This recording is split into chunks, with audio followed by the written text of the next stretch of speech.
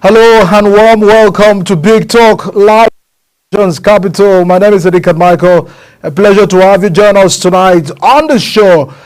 We'll look at the state of the nation. It looks that the new year is coming with a lot of new promises, new projection for the pathway of 2025, the concern of the role of government, the role of the federal government, the role of the state government and local government and the Nigerians in respect to having the economic pathway designed by this administration to fully implement all of the reforms to begin to have the results and much impact in Nigeria is still a major concern for everyone.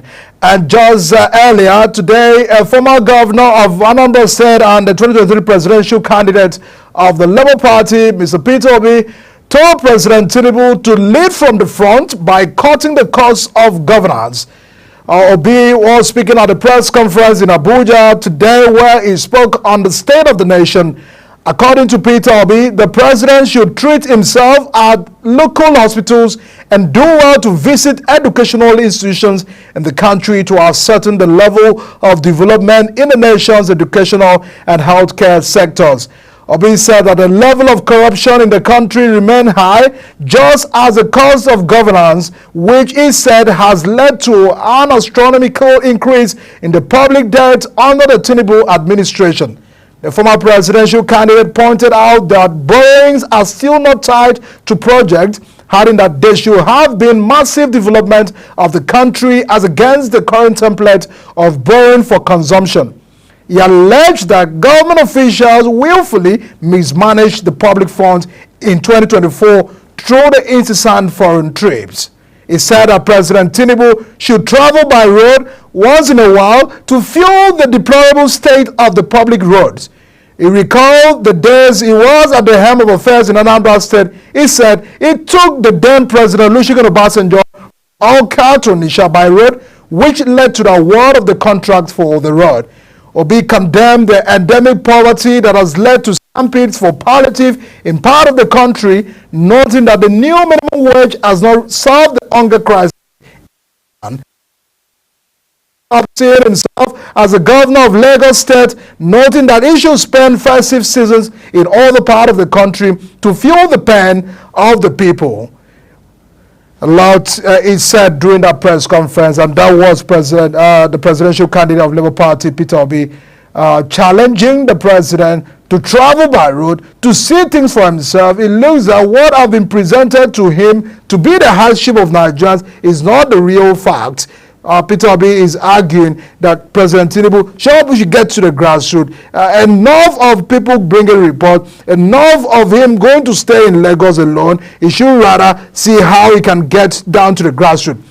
But a lot of concern due to this new year took place yesterday. Yesterday as well, the Governors Forum were able to pay Mr. President visit, and then the President Tinubu used the opportunity to tax them to lead development at the grassroots, saying that the financial autonomy granted to local government is not an attempt to snatch the third tier of government from governors. It looks that the worries of many governors, Mr. President was able to clear the doubt of some governors that granting local government is to snatch some powers of the local government from them. The President said that the leadership of the governors at the subnational level is central to achieving food security, economic prosperity, and the rapid national growth. He was speaking with the members of the Governors Forum led by the Kwara State Governor, Abdurrahman, who paid a visit at Ikoyi residence in Lagos. He also took that turn to stress the importance for grassroots development and dispel the rumors of disagreement he has with the governors. Let's take a listen to what the President said at that meeting. Thank you for your efforts in intellectually dissecting the cause of building a Nigeria, the cause of making things easy for Nigerians to do business, attract investments, and making ordinary people, the taxpayer, as the commander in efforts of whatever we are doing. They are. we say we just come to serve. But to all of you, I thank you. You've made my day. Once again, Happy New Year. May God Almighty bless you, bless our country, and give our nation more prosperity. A transformative journey that we embark on is all our journey, not for us. Whatever we have in today's menu is just temporary. It's for our tomorrow. It's for the future generations. Your commitment will yield that fruit, will bring the result to the babies yet unborn.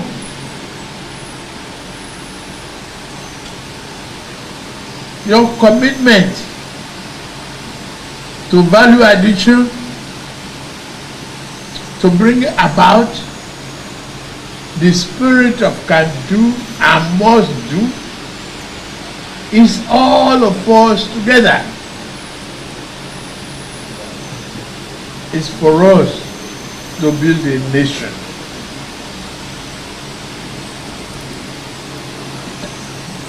Confidence, is that what we have? Competence is what we possess.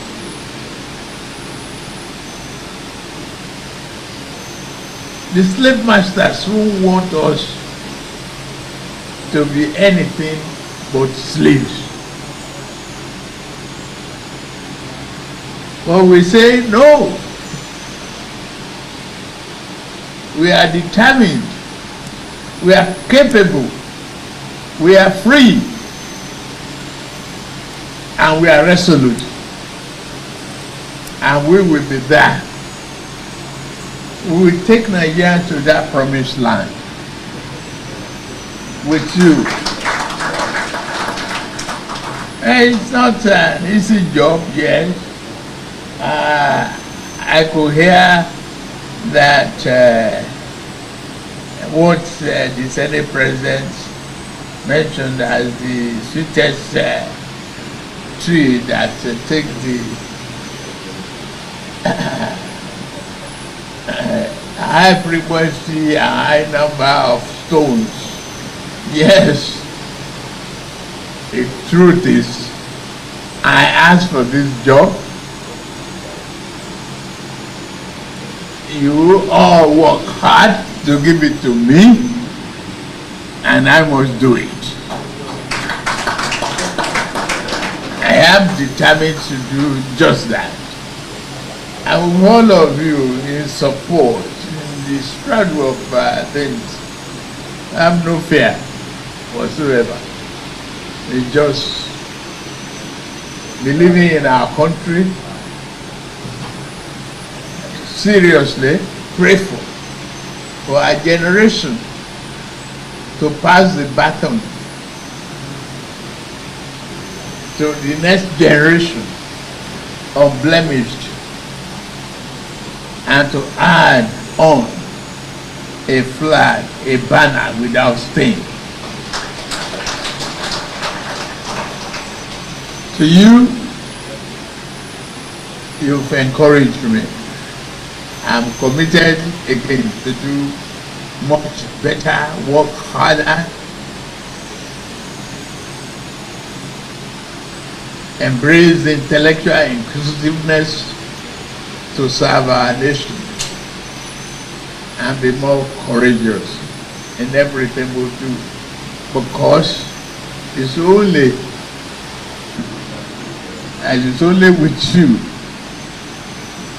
with you, working together with me, that we can bring about that necessary change, transformative change for the prosperity of our country. I promise that. I thank you for it. That is a speech of the president during the meeting with the Nigerian Governors Forum, which he was saying that we are not here to fight. I'll drive the change. You control your local government so that we can get things done. And responding on behalf of the Nigerian Governors Forum, the Kwara State Governor said we have to work harder and grow more and ensure that the situation of our currency improve. Saying that I must confess I have not done 2 years. That I have not done 2 years in this administration, but I've done more projects in 2 years than in 4 years of my first term. That is Governor Abdulaziz of Kwara State when he was responding on behalf of the Governors Forum. He said that governors are getting more funding due to a restructuring of the economy. He acknowledged that there is an inflation, but they are overriding it. The governor spoke on behalf of other governors at the meeting, aware of at the state of the nation. The president have presented the 2025, would I say, an encouragement again of the renewed hope agenda of this administration. There are already a trust deficit in the country. A lot of many Nigerians seems that things are not going to work within this government, but our government are already pointing to the indicators of 2024 that the reform they took, it looks that things will begin to put things in shape. And that's the reason the president had to call on the governors to see what they can do in getting things done. A lot of cooperation at the local government level, the governors level, and all of those to come together, get things done, and the country's economy to work. Show. I'm being joined by Adeche Felix, a legal practitioner, and of course the public affairs analyst who is joining us live here on the show to give us some balance in a way of knowing what would be the end of all of these reforms. Would it mean well for Nigerians, which are the necessary questions many are asking. Thanks so much for joining us on the show, Mr. Felix. Thank you for having me. Yes. Happy New Year. Happy New Year. Of anticipation for the year. I know you also anticipating as well. Great. You probably might have told your family that things will get better for the year and all of the promises. I mean, the president is also speaking like a father, one who feels that things must work. He spoke as a man who knows what he's doing. He was speaking as a man who is on top of the job. He was also speaking as a man that, look, I understand the pains, I understand all of those effects, things are gonna work, but there's a lot of trust deficit. Many Nigerians have all of those manifests, all of those promises, 8 years, 4 years in office, but nothing to really show. Would you say that there's a projection for 2025 with all of those promises? Well, thank you for that question. Of a truth, I agree with you completely. There is trust deficit in the country. The citizenry have lost confidence in government, in our government, to the series of failures we experienced, hope dash before. So one thing that is not working for His Excellency President Bola Ahmed Tinubu is the fact that the government, the immediate past government, is of his political party. And he was the leader of that party before becoming the leader of the nation. And in the mind of many Nigerians, you know this too well. Why were you not imputing it in the past government? At least we should hear you saying it and let it be on record that the president at the time refused to listen to you. There was no input of such known to the society. And so it's very difficult for people to align with what he's coming up with. However, we cannot continue to dwell in lamentation.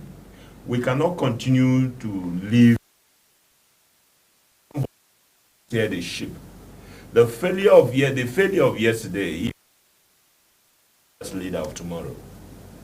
So I am of the opinion that we should give the president, Mr. President, benefit of doubt. Whether you like it or not, the Constitution has given him 4 years. The election has given him 4 years. Whether rightly or wrongly, he's there for another 4 years. So the question now is, I want us to focus on his pronouncements, on his steps, vis-a-vis what we hope to get out of it.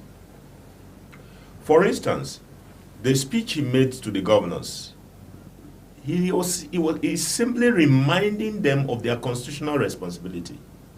In any case, that shouldn't have come from the president. It should have come from you and I to our various governors. We are not asking our governors questions.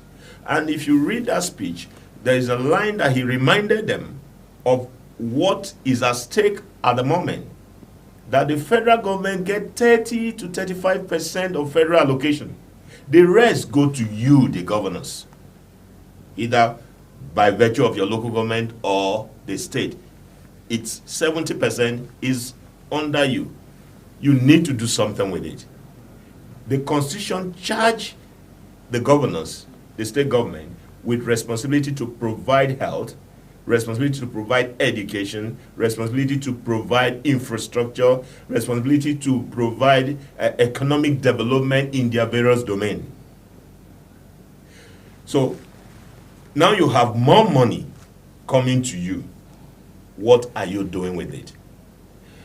Again, knowing that this is in place, we've had both the federal and state governments taking more loan in the last 2 years than before now.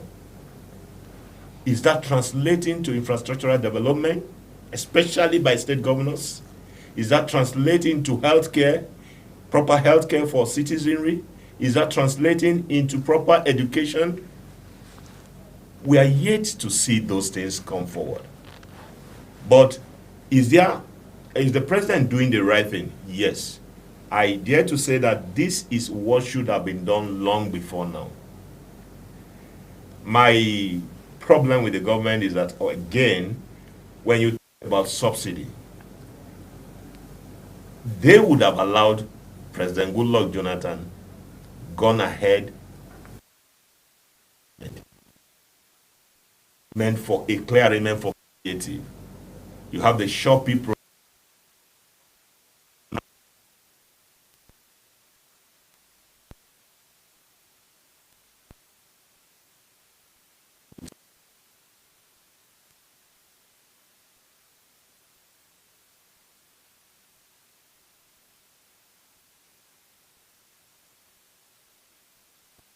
Taking the pain. The question is, where are your promises? Assurance is that if subsidy remove with development, witnessing the development, if subsidy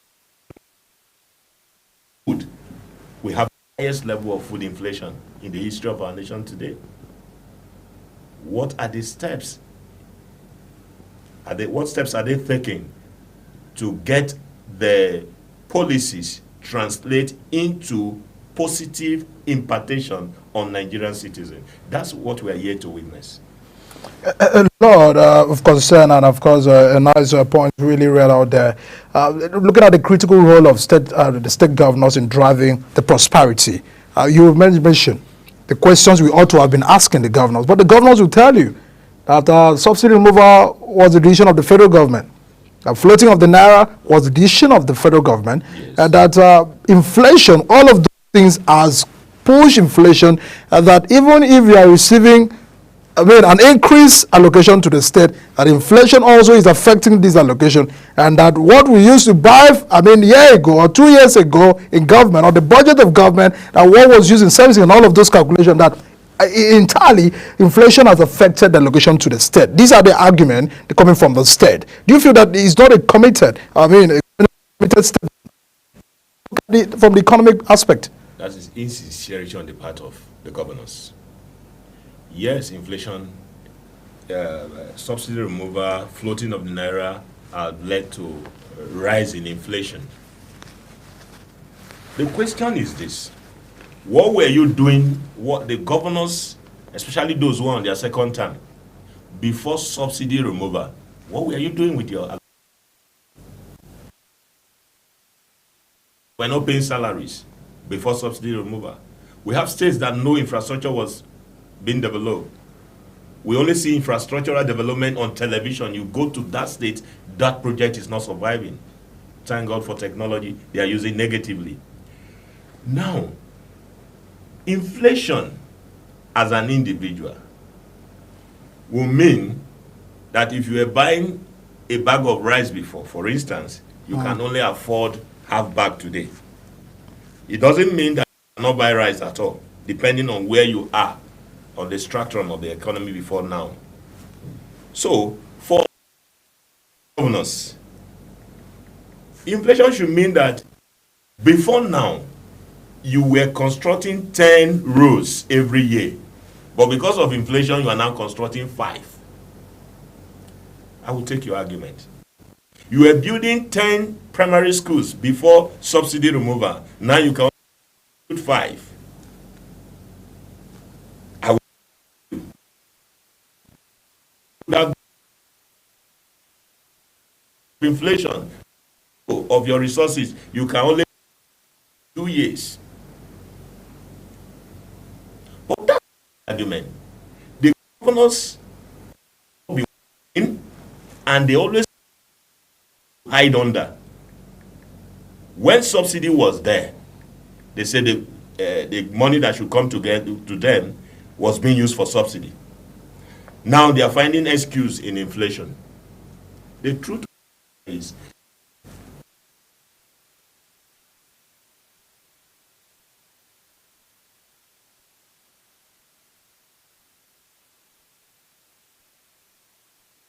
the question Mr. President, or the charge Mr. President gave them, should have come from the various states. Lagos State, Bauchi State, Benue State, wherever you come from, you are to ask governors for what they are doing. So subsidy, inflation can't be an excuse for the total inefficiency of our governors. No. If we have, the president said, you're the most important link to our development, the link to our development, the link to our prosperity. What does that connect? Because if we look at all of those concerns, of course, you've also argued what was the achievement of governors prior to this time, and the president is also reminding them about the connectivity, the collaboration that they need to also have to drive, that those that probably will feel you've granted local government autonomy, by reducing some powers from the state, leaving it to a local government. Supreme Court has given a judgment on that, and of course they're already making plans for implementation. How would they see this?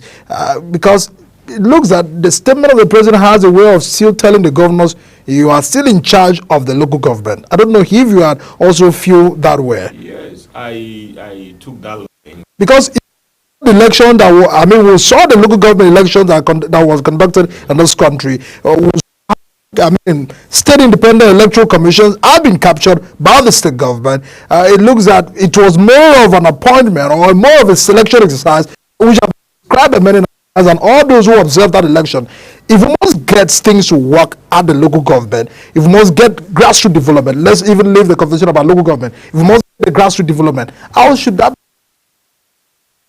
at the end are waiting for government at the management and capture the State House of Assembly that doesn't have any concern? How do we begin to have that conversation? Now, I take that line of Mr. President's speech to the governors with a pinch of salt.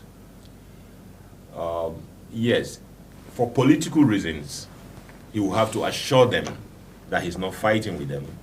He's not taking the local government from them, which indeed he's not. He's only insisting, or the Attorney General has only insisted that the right thing, as provided for by the Constitution, should be done, and the Supreme Court endorses it. Now, if you look at the Constitution carefully, the Constitution recognizes the local government and charge the state government to provide, to ensure that these local governments exist. It did not empower the state government to rule over the local governments. And we've seen that even before this judgment, we have INEC against Musa, 2003 Nigerian Weekly Law. The Apex Court made it clear in that judgment that makes with the aim of dissolving or constituting the local government. So that is not a new thing. The Supreme Court have only come to re-echo what was already existing, especially when it comes to. Do you understand? So now, what the president, whatever he's saying now, cannot outweigh the position of the law. But again, I have always said it that things need to be done about the electoral process into the local government. And whether something is done or not, one big challenge has been taken away. A lot of people who have the ability to govern local governments, wouldn't want to come before now because of the situation. You're only coming to be an appendage to the governor. You're only coming to be a pseudo head boy for the governor. But with this, we hope that subsequent elections will bring up credible people so that even the governor want to put his people, they are not going to be just yes boys anymore. If you meet with some local government chairmen, you weep for the country. You really weep for the country. So when you get that situation, whether the electoral process is amended so that we have a better election into the local government or not, but certainly things are going to be the same. For instance, it would have been a smooth ride in Edo State when the House of Assembly said they have suspended. They don't have that power. In view of the series, the Supreme Court judgment, I heard some officials of the government trying to justify it by saying the Supreme Court judgment is only about financial autonomy. No. That judgment called the fact that you can only remove or appoint local government officials through democratic means. And you see, the problem we have, people in position of authority in this country, when it favors them, they justify. If it goes against them, they will run to the court. The same position that you have, if the president, Mr. President today called the governor or send a memo to the governor to submit his account to National Assembly, will he do it? He will not do it. You see? So they keep dancing around circle. He feels threatened. The local government chairman of PDP, of members, I certainly believe he's trying to get into submission or find a way of removing them so that he can have a smooth ride. But we will await for, and the same person, the court, the state high court gave an order that status quo before the suspension be maintained. They are not obeying. They are not obeying. The court has spoken. If you want the chairman to obey what the House of Assembly said, why don't you obey what the court? Which one is higher? So you see all these things, we are still dancing in a circle. The problem is not just with the president, the problem is with the people in authority. Do you understand? And that's why we're having the issues we're having. But until they begin to see that getting into power is not to rule, but to serve. Getting into power is not to satisfy self, but to satisfy the people. We won't have a smooth ride. We're having all the problem we're having because everybody that gets into power is thinking of how to empower themselves, enrich themselves. But if you're thinking of how to enrich the people, then the president to say the local government chairman should get. The petition he wrote to the Edo State House of Assembly, what's stopping from writing that petition to the local government legislatures or to EFCC? The chairmen don't have immunity. Governors. No law stop EFCC investigating why it. Hurry. What achieved by suspension? What are the eyes? I mean, a lot to get worried about. But let's look at what is really affecting the people. For instance, agriculture is a major concern. Agriculture, food inflation has risen up to about 39% last year. During August, we saw people go to the street to protest because of hunger. It has been a major concern. And there are those that are pointing fingers to the government, federal government, insecurity. People cannot go to the farm. People cannot do all of that. But in a way, how can state play a big role in driving agriculture? Because we may not look at agriculture to be important, but recently food and hunger, recent prices of farms food items that we took for granted, has surprised many Nigerians, and it has also raised an awareness on how we can begin to also do the subsistence farming that we've probably been used to. But in a way of getting this work, there are those that have said 18 months after this government, what have been the food capacity to produce? What do we say that you produce this and is also feeding the population that are saying we are hungry on the daily basis? Or should we still blame the state governor for that? Nigerians are hungry. Who do we blame? We blame both the federal government and the state government. How do I mean?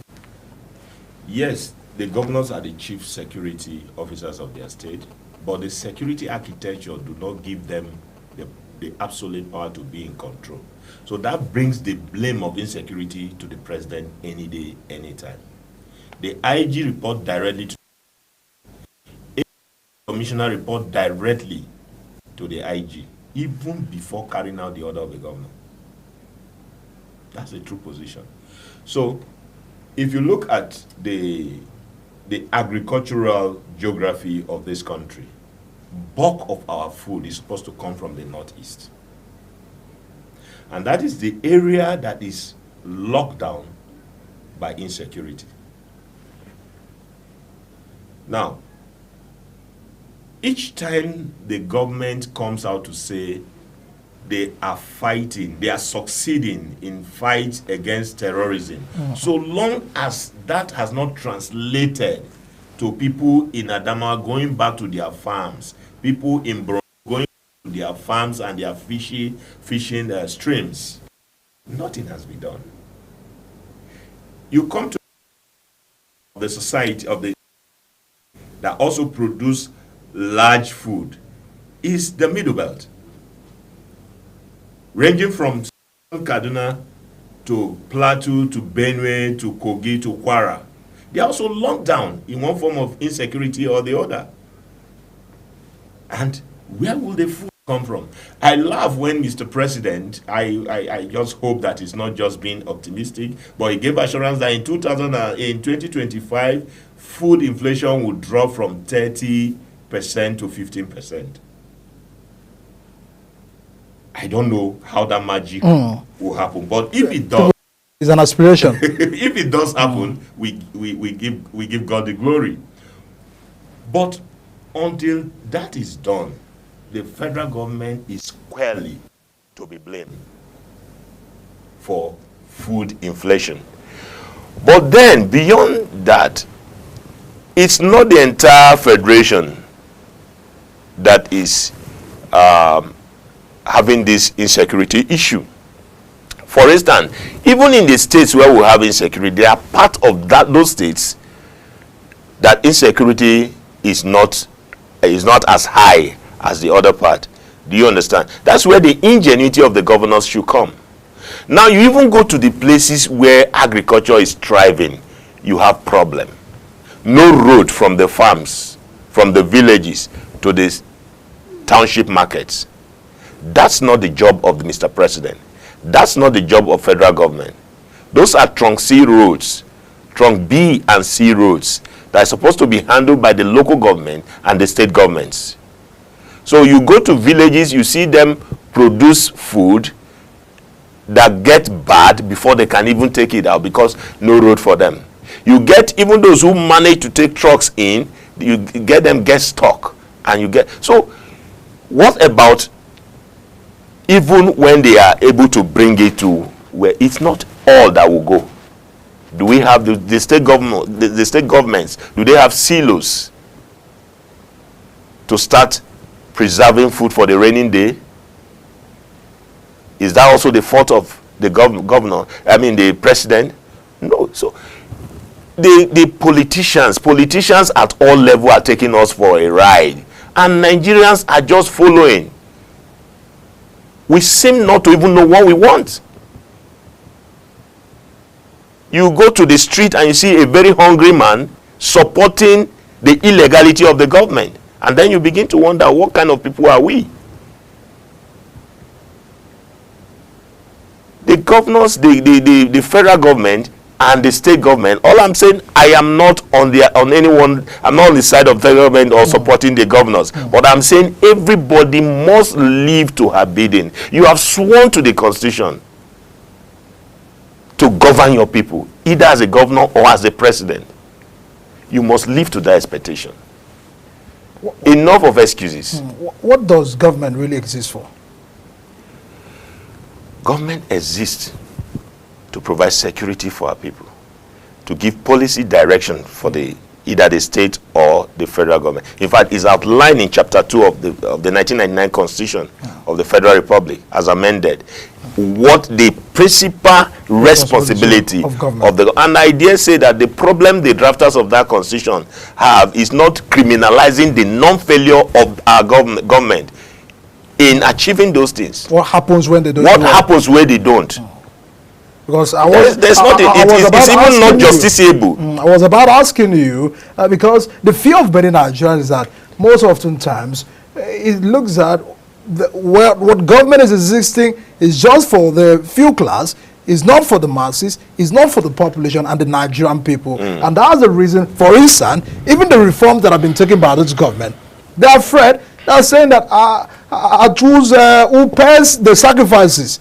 It looks like Nigerians are saying we are the one paying the sacrifices. Yes. We are the one making all of the sacrifices. Some few class of people are not doing the sacrifices. They're not showing the way that you're saying that you're taking these reforms and all of that. And that's the reason why they are afraid that it looks like we may continue to believe on the reforms. We may believe on all what the government says they are trying to do. But at the end of the day, it might not meet with their reality. That's where the danger is. Nigerians have paid the price. Nigerians have bear the brunt. The people in government, the National Assembly, the state legislatures, the state governors, the presidency have not shown any level of bearing the pain. They've not cut down on anything that is due to them. They've not. Even in the budget, series of budget they are passing now, I expected that the level of convoy will go down. In fact, they are not even supposed to buy spoons. They are not supposed to talk about buying spoons, buying more cars. Asking if it has expired. Do you understand? Why can't the presidency use the plate and spoon they used last year? Why can't they use the cars they used last year? Do we even need cars? When at the point we are bearing the brunt, you are buying yacht. So those are the things that make it difficult. Even where you are tempted to believe that something good is going to happen. When you look at how they are carrying on, you look at how they are carrying on, you look at what they are giving to themselves. Do you know there is a crime for any public officer who is receiving pension to receive any form of payment from the government of the federation? Directly to his account. As his money. Okay. But that's what the lot of who we have in the National Assembly are doing. They are governors, former governors, on pension, and they have been paying allowances and salaries from the coffers of the federal government. We have former PAMSEC. Once you are getting pension, it means you have been retired completely. The law is there. You have former PAMSEC who are on pension.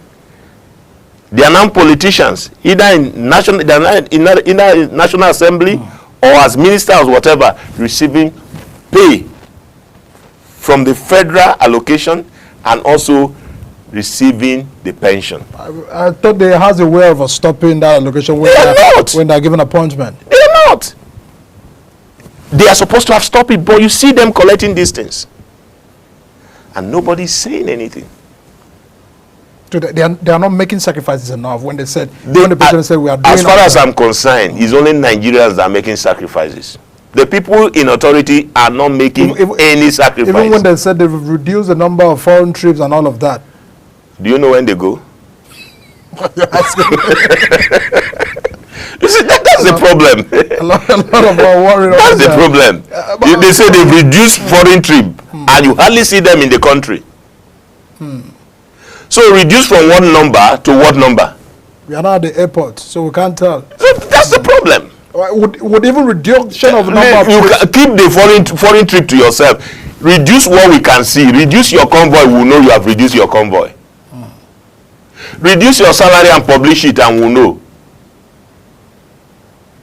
Let National Assembly say we are not taking XYZ allowance anymore. They said they're using it for oversight. Which oversight? They are paying, I mean, they need more vehicles. When you are supposed to be in your village with your constituency, you are in Lagos to meet with Mr. President. Which constituency? What time do you have now to interact with your constituency? As a senator, Christmas is the period where the foreign indigenes of your constituency will come from London, US to the village and have opportunity to meet with you, and you tell them what they can do to assist you. When it was Buhari, they will march to Daura. Now they are in Lagos. And that's what Peter Obi said. You should continue to be the governor of Lagos. It is not. It's not initiated by Tinubu. I just mentioned it. When Obasanjo was there, they were in Ota for occasions like this. During Buhari, they are always with him in Daura. So Tinubu is just carrying on with what others have done. I'm not saying it's correct, but I'm saying where the president spends his Christmas or Salah is not the issue. You don't, the National Assembly and governors don't hold Mr. President any duty to join him wherever he is for Christmas. It was a visit. What visit? To discuss maybe the New Year. Is the president more important than the citizen, your people in your village? Your constituents? We're just messing things up. They don't know what they are doing.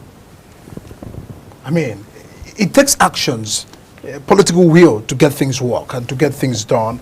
And that those are really having a concern. And I don't think Mr. President even invited them. You're not in the protocol list of the Senate, so we can't really tell. But the conversation, those are meant say, yes, the conversation is not bad if that will only push the governors to begin to take actions that have the political will, in confronting all of this, because it looks that we have more talkings, we have many speaking, but action-driven, whatever political will to begin to confront this issue is a problem. For instance, we look at a fantastic speech by the president. Let's collaborate. Let's work together. Let's do more in getting grassroots local government. He's saying that I'm not dragging the local government from you. I'm only saying let's see how we can take development to the grassroots together. You still have a say. I have a say, and then we'll see how we can tackle some of the development from the grassroots. But it looks that at the end of the day, what we see is governors continue doing the same thing, and aware of still expecting different results. But 2025, Mr. President have really reiterated that it looks that things are gonna work, and Nigerians are looking at what area would things begin to take shape. Would it be in the area of economy? Would it be in the area of political development? What area? Judging that on the state of our institution, because many have said what really is a minor problem of this country is a failure of the institutions to work. Many have all continued to look at the aspect where agencies or parastatals are not independent and they are not working for the interest solely of Nigerian people. But it looks that it's still a complicating context. How would you describe that for 2025 for things to work? Let CBN do their job. Let NDIC do their job. Let ministries do their job. Let agencies do their job. And parastatals do their job in a way to getting all of those things result to work. Recently, they have pointed fingers to the Nigeria Bureau of Statistics of being influenced for some certain statistics. If we get to that level where statistics of our economy and many statistics of our national development is being influenced, it means that we are going in for a very big trouble. And that's the reason I will ask, because a state of institution really matters a lot in all of this. Thank you. Of a truth, we have very weak institutions. And that's because we have very weak men very weak minds manning those institutions. We have people who are in position in the various agencies of government, but they want to, their allegiance is not to the Constitution of the Federal Republic. Rather, their allegiance is to whoever is in the helms of affair. Whoever is your boss, your allegiance go to that person. And also, there are certain form of limitations or lacuna that I observe with our laws. For instance, the Constitution says the president must appoint at least a minister from each state. And if because of political exigency,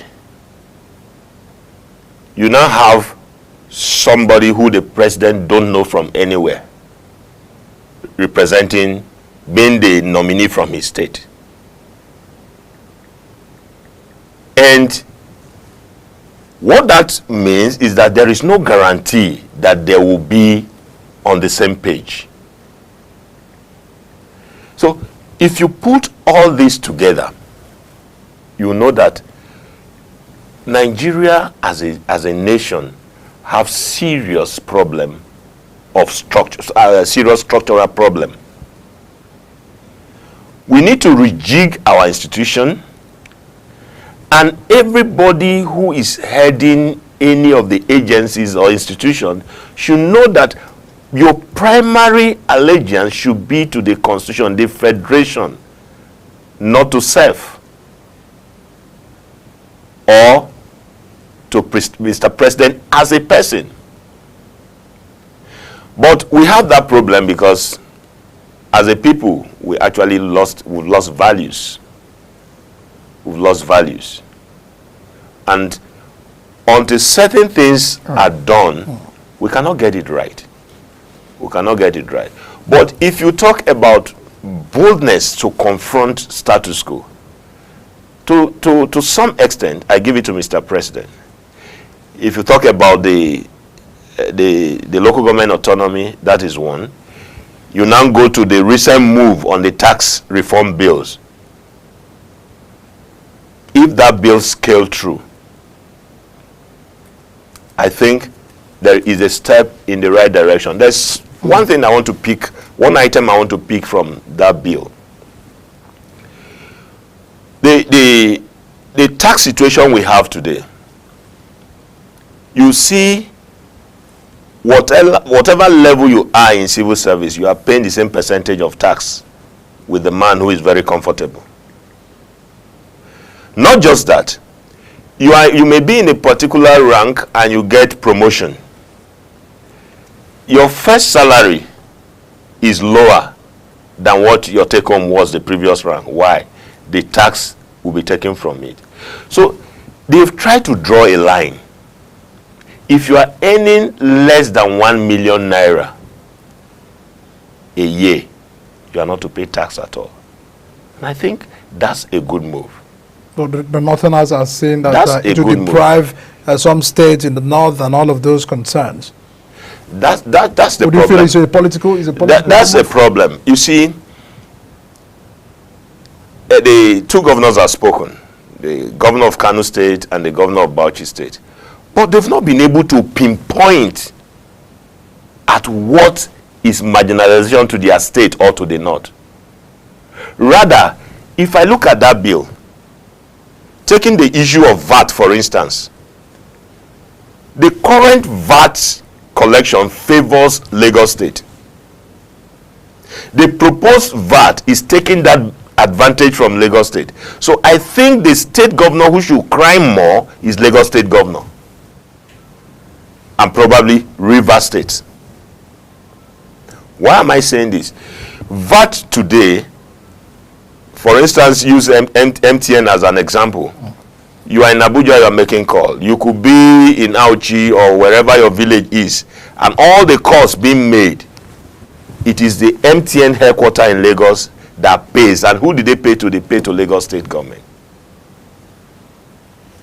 So government is now saying, let us know, let VAT now be paid according to usage in each state. So MTN should be able, if you make call here, it's going to link. So MTN know where those calls is coming. They should be able to give the number to the tax authority that X number of calls were made from Abuja. Y number of calls from Kano, from Rivers, and all these other states. So that you get what your people spent to be able to use it. So for Kano, I am here to wrap my head around why Kano should be crying. If it is on headquarters of companies, where Kano may have, but Bauchi, how many industries do you have in Bauchi that you will be the one to first cry? So what does that tell me? This tax reform is going to hit some cabal, and they will definitely fight back. Really have a way of encouraging. And the way they can fight back is to use those governors who can hear them. Or probably, Nigerians also have to be careful. Let's not be beaten twice. We see an opposition party fighting removal of subsidy under Goodluck Jonathan. And now, that's the first thing they do. Let them not deceive us to go against the Tinubu tax reforms, and then if they're opportune to get into power. But critically, sincerely, if you look at, if you've taken, I'm sure, even the senators who spoke against the tax reform in the national, they have not read it. They never read it before they raised those oppositions. They should increase awareness of the content. Yes, I think that's what the government needs to do. And the governors have also said that it should be. But again, if a bill is submitted to National Assembly, is it the governors that should go to the pages of newspaper and radio house to challenge it? No. You have your representatives in the National Assembly. Call them home. And have a proper engagement. And have a proper engagement with them. Let them know your fears. And let them take it to the National Assembly. And also, the process has just begun. There's going to be public hearing. And all of that, I hear one senator saying traditional rulers should be given. You go back to your, that's the constituency allowance you are receiving. Go to your traditional ruler and get his input, and then come and represent him in the National Assembly. I even asking the state governors, when you are passing bill, when you are sending bill to House of Assembly, how many consultations do you do at the local level? A lot of concern about that. So I think, I see, the truth is, having gone through that bill, that bill speaks to the betterment of the poor more than the rich. So you don't expect the rich to take it. All right. Thank you so much. Deche Felix is a legal practitioner, and that's why having the confidence to speak as a lawyer from the standpoint of the law. Thanks so much for joining us on the show tonight and giving us more insight. We do hope that the projection for the year and the promises of the reforms of Mr. President will come to fruition for the benefit of Nigerians. A lot of our wishes and concern, and of course the governors have been tasked to also hasten up their approaches in the reforms of the presidency in getting things work and development to get to the grassroots. Everyone, that's the size of our show tonight of Big Talk. My name is Rican Michael. See you again, join us tomorrow. Bye-bye for now.